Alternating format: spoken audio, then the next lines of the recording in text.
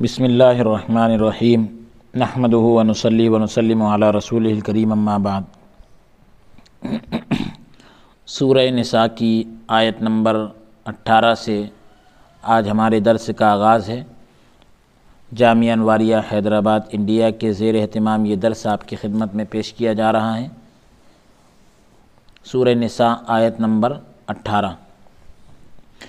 اعوذ باللہ من الشیطان الرجیم بسم اللہ الرحمن الرحیم ولیست التوبة للذین یعملون السیئات حتی اذا حضر احدهم الموت قال انی تبت الآن وللذین یموتون وهم کفار اولئک اعتدنا لهم عذابا علیما۔ اور نہیں یہ توبہ ان لوگوں کے لیے جو کرتے رہے ہیں برائیاں، یعنی یہ توبہ کا مطلب کہ جس کے قبول کرنے کا وعدہ ہے، تو یہ توبہ ان لوگوں کے لیے نہیں ہے جو برائیاں کرتے رہیں ساری عمر۔ تو ساری عمر جو ہے یہ بھی وضاحت کے لیے ذکر کر رہے ہیں۔ تو اصل ترجمہ یہ ہے کہ جو برائیاں کرتے رہے ہیں تو ان کے لیے نہیں ہے، یہاں تک کہ جب آ جائے کسی کو ان میں سے موت تو کہے کہ بے شک میں توبہ کرتا ہوں اب، اور نہ ہی ان لوگوں کی، یعنی یہ توبہ ان لوگوں کی بھی نہیں ہے جو مرتے ہیں اس حال میں کہ وہ کافر ہیں۔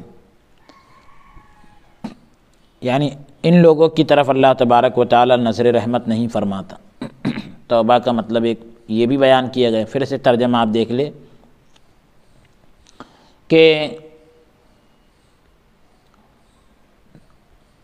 یہ توبہ ان لوگوں کے لیے نہیں ہے کہ جو ساری عمر برائیاں کرتے رہے ہیں، یہاں تک کہ جب آئے ان میں سے کسی کو موت تو کہے کہ بے شک میں اب توبہ کرتا ہوں، اور نہ ان لوگوں کی توبہ جو مرتے ہیں اس حال میں کہ وہ کافر ہیں، اور انہی کے لیے ہم نے تیار کر رکھا ہے عذاب دردناک، یعنی تکلیف دینے والا۔ موت حاضر ہونے کا مطلب کیا ہے؟ موت کا وقت آ جائے تو موت حاضر ہونے سے مراد نزع کا واقع ہونا ہے، موت کی تکلیف کا واقع ہونا، اور عذاب کے فرشتوں کا دیکھنا۔ پھر تبت الآن، یعنی جب اس کی روح نکالی جا رہی تھی تو اس وقت توبہ کر لے، کیونکہ اس وقت کافر کا ایمان اور نافرمان کی توبہ قبول نہیں ہوتی۔ وَلَلَّذِينَ يَمُوتُونَ وَهُمْ كُفَّارٌ، اس کا عطف جو ہے للذین پر ہے، اس لیے یہ محل جر میں ہے، حالت جری میں ہے، یعنی نہ ان کی توبہ قبول ہوگی جو حالت کفر میں مر جائیں۔ وہم کفار، یہ ترکیب کلام میں یموتون کی ضمیر سے حال بن رہا ہے، یعنی اللہ تبارک و تعالی انہیں نہیں بخشتا اور ان کو عذاب دینے کے ارادے سے رجوع نہیں فرماتا، یعنی عذاب دینے کے ارادے کو اللہ تبارک و تعالی واپس نہیں کرتا یعنی یا پھر یہ کہہ سکتے ہیں کہ آخرت میں ان کی توبہ قبول نہیں فرماتا، جبکہ وہ یہ کہتے ہیں کہ ربنا ابصرنا وسمعنا فرجعنا نعمل صالحا انا موقنون، یعنی مطلب وہ یہ کہتے ہیں کہ اب ہم کو لوٹا دے، اب ہم تیری فرمانبرداری کریں گے۔ تو اللہ تبارک و تعالی ان کی اس بات کو بھی قبول نہیں کرے گا، یا اس کا معنی یہ ہے کہ جب وہ لوگ کفر پر مریں گے تو دنیا میں بعض یعنی کچھ گناہوں سے ان کی توبہ قبول نہ ہوگی، بلکہ ان کے کفر اور تمام گناہوں پر ان کو عذاب دیا جائے گا۔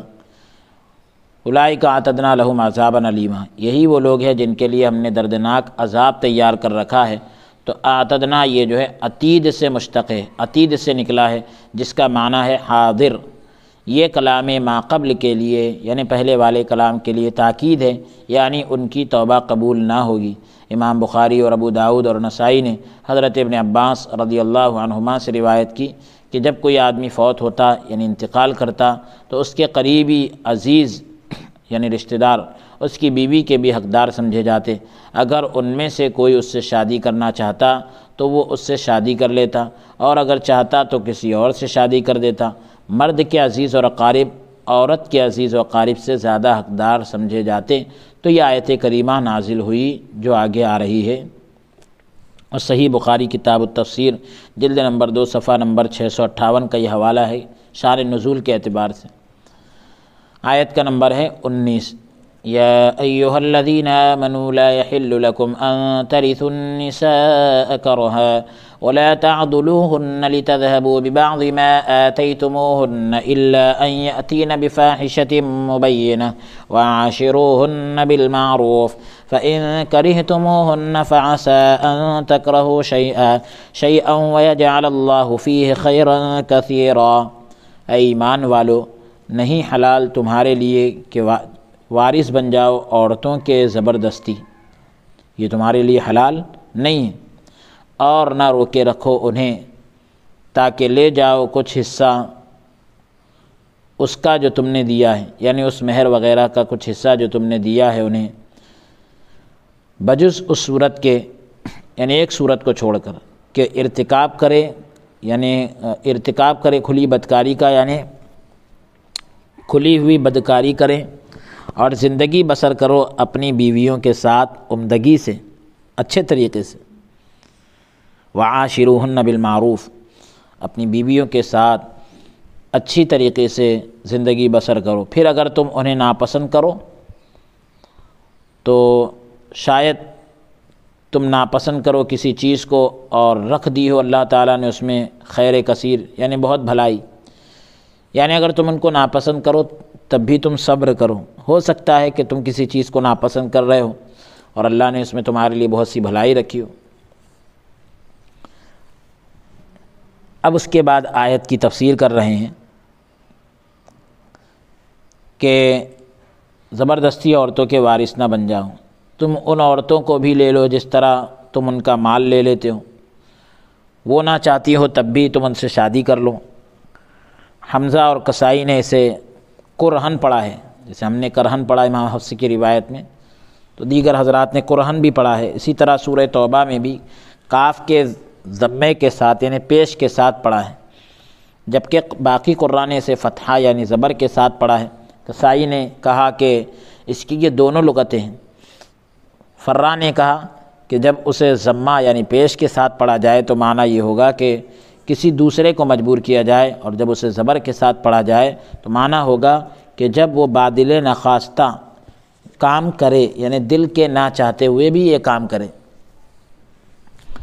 امام بغوی رحمۃ اللہ علیہ نے کہا کہ دور جاہلیت میں جب کوئی آدمی فوت ہو جاتا، انتقال کر جاتا اور اس کی بیوی ہوتی تو کسی دوسری بیوی سے اس کا بیٹا آتا۔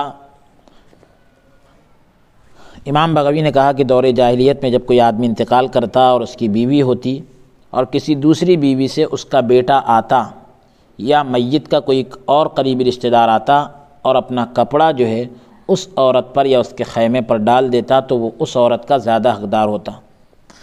اگر چاہتا تو میت نے اس عورت کو جو مہر دیا ہوتا اسی پر اس سے شادی کر لیتا، اور اگر وہ چاہتا تو کسی اور سے اس کی شادی کر دیتا، یعنی یہ سب اس کے اختیار میں ہوتا تھا، اور مہر خود وصول کر لیتا، اور اگر چاہتا تو اسے شادی کرنے سے روک بھی دیتا۔ یہ تکلیف اس لیے دیتا تاکہ میت کے ترکے میں سے یعنی میت کے مال میں سے اسے جو ورثہ ملا ہے وراثت ملی ہے وہ اسے بطور فدیہ دے دے۔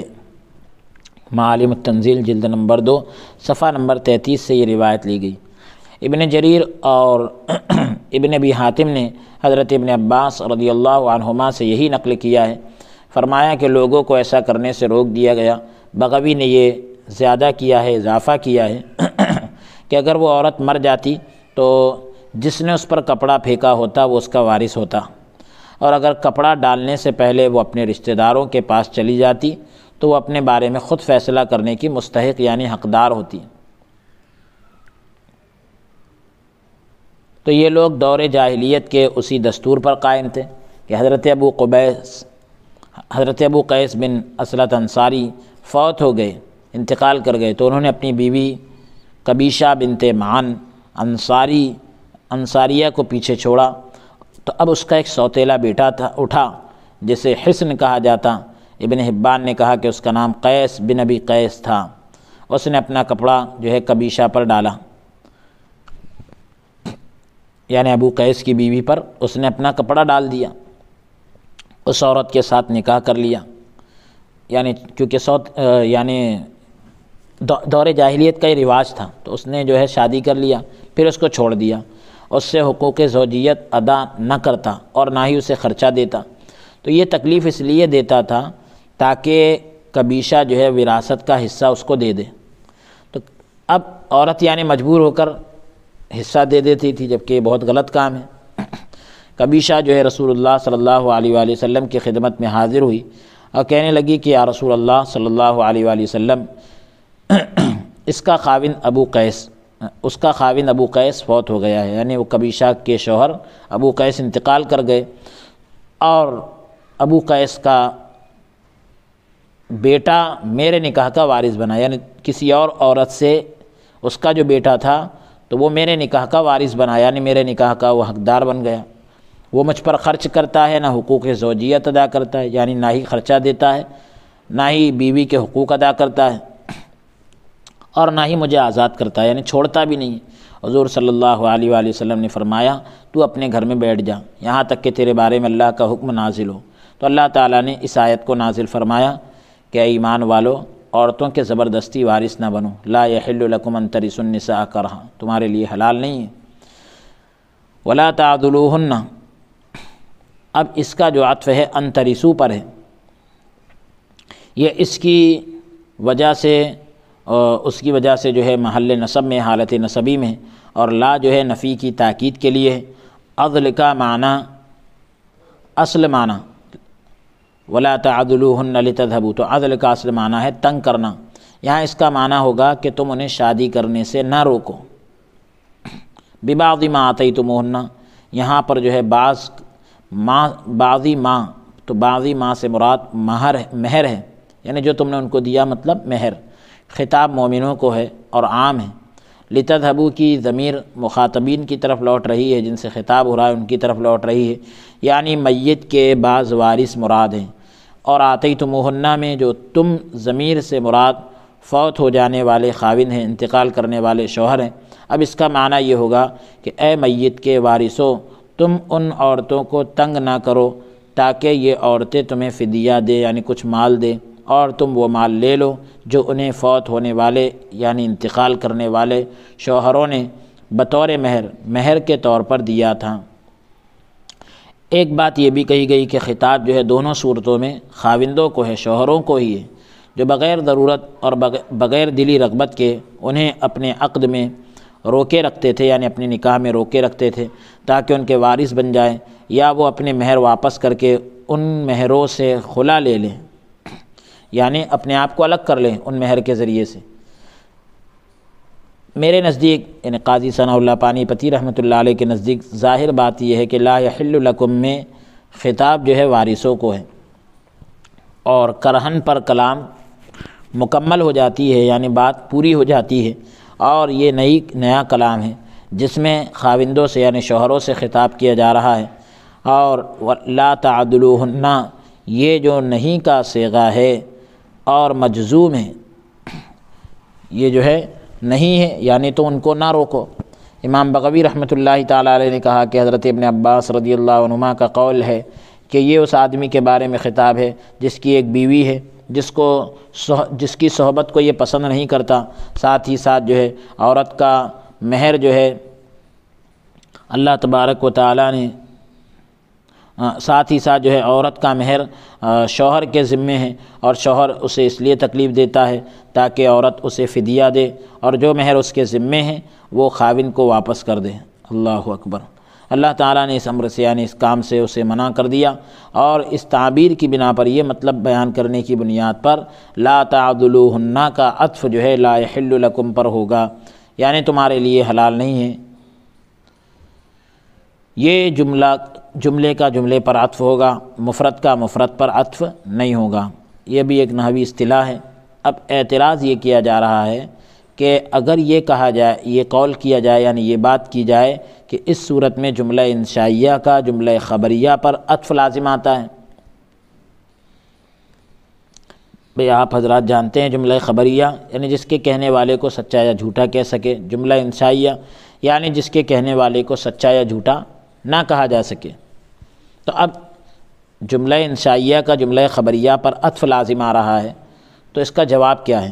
تو ہم اس کا جواب یہ دیں گے کہ لا یحل لکم اگرچہ لفظاً یعنی لفظی اعتبار سے جملہ خبریہ ہے، تاہم یعنی ساتھ میں معنی میں انشائیہ بھی ہے۔ اس کا مفہوم یہ ہوگا کہ مردوں کو عورتوں کی وراثت لینے سے منع کیا گیا ہے، روکا گیا ہے۔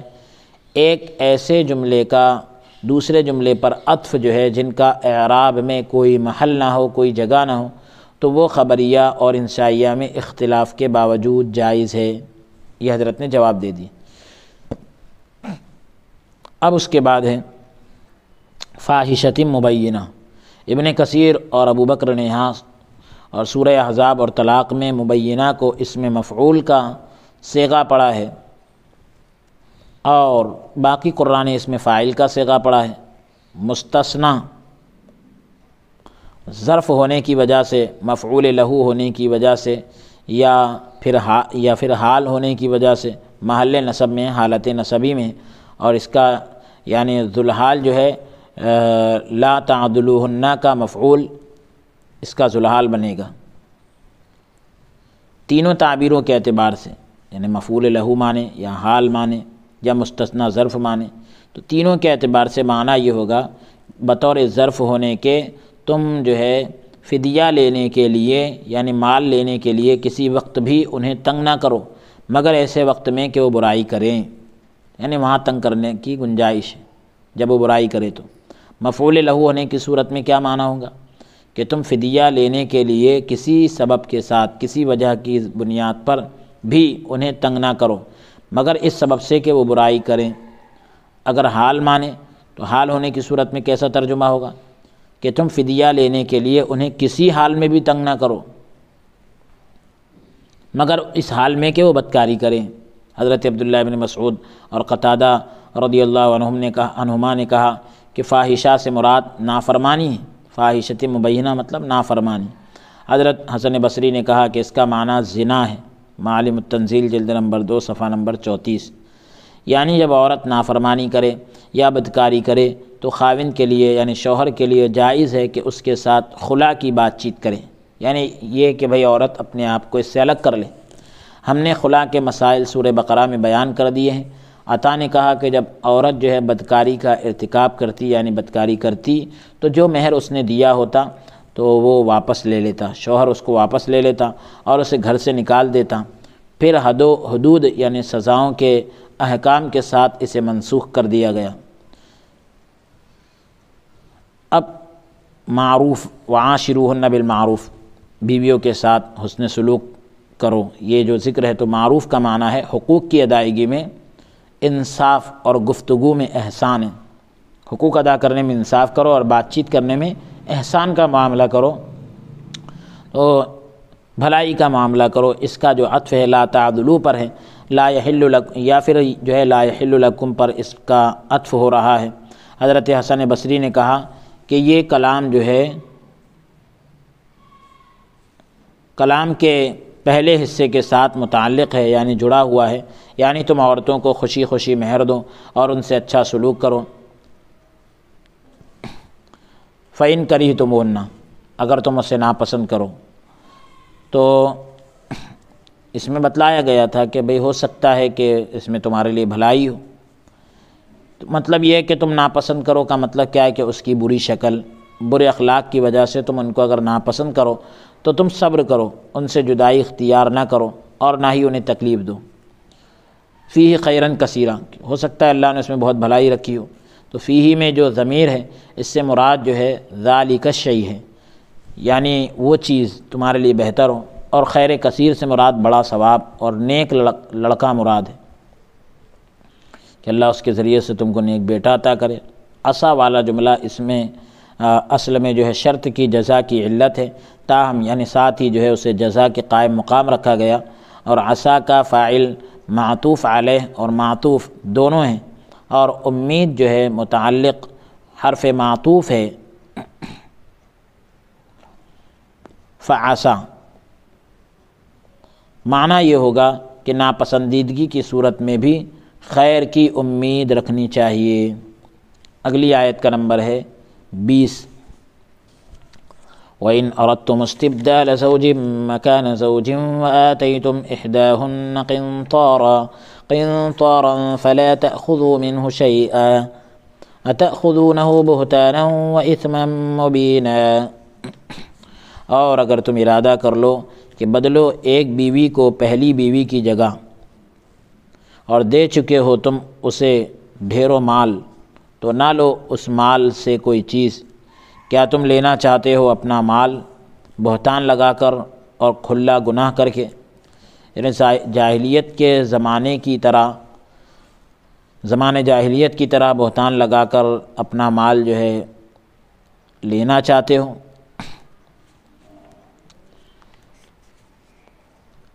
اب اگر تم بدلنا چاہتے ہو، اگر تم ارادہ کر لو کہ بدلو ایک بیوی کو پہلی بیوی کی جگہ، کیا مطلب کہ تم نافرمانی اور فاحشہ یعنی گناہ کے ارتکاب کی وجہ سے پہلے جو ہے نافرمانی اور فاحشہ کے ارتکاب سے پہلے، یعنی بدکاری کرنے سے پہلے اور نافرمانی کرنے سے پہلے اگر کسی بیوی کو طلاق دینا چاہو اور کسی دوسری عورت سے شادی کرنا چاہو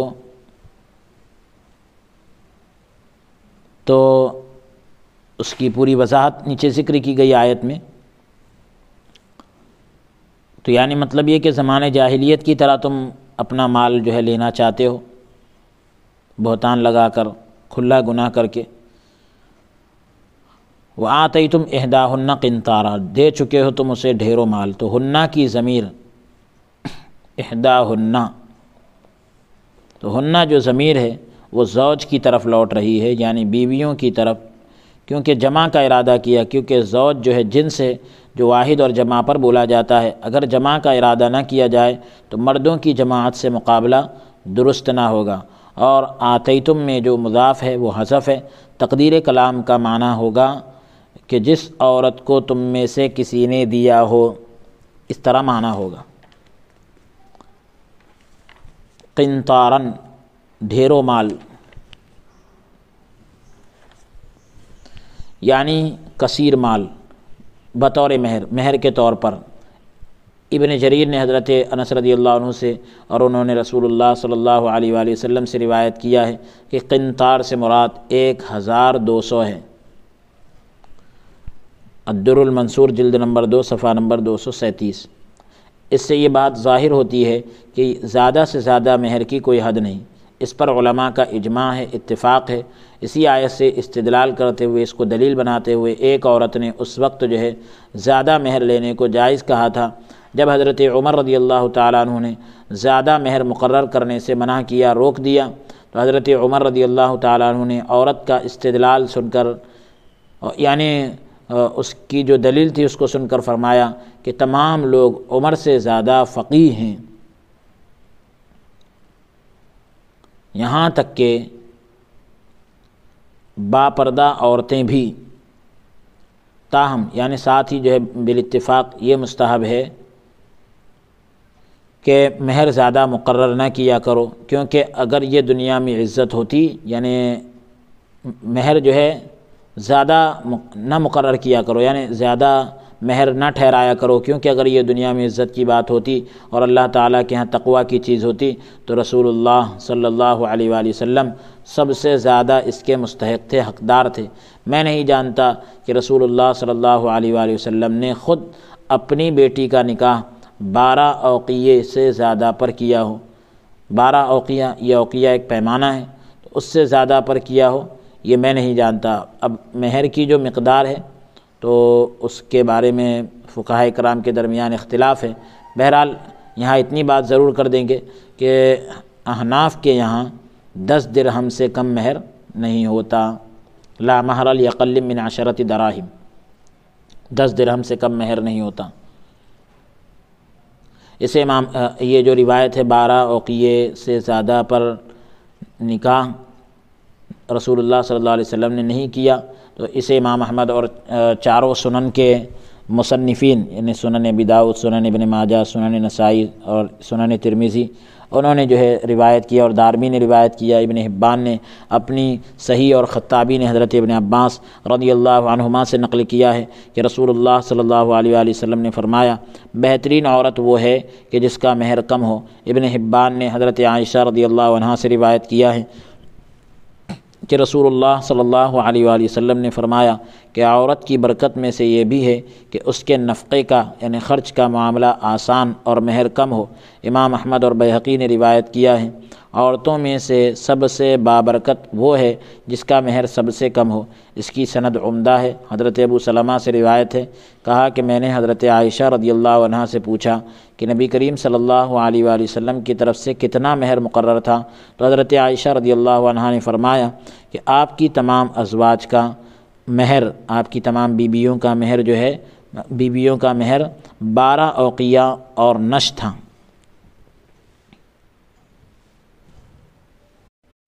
تو 12 اوقیہ اور نش جو ہے آدھا اوقیے کو کہتے ہیں، نصف اوقیے کو نش کہتے ہیں۔ تو اور ایک اوقیہ جو ہے 40 درہم کا ہوتا ہے۔ تو اب ایک اوقیہ 40 درہم کا، تو نش جو ہے 20 درہم کا ہوا۔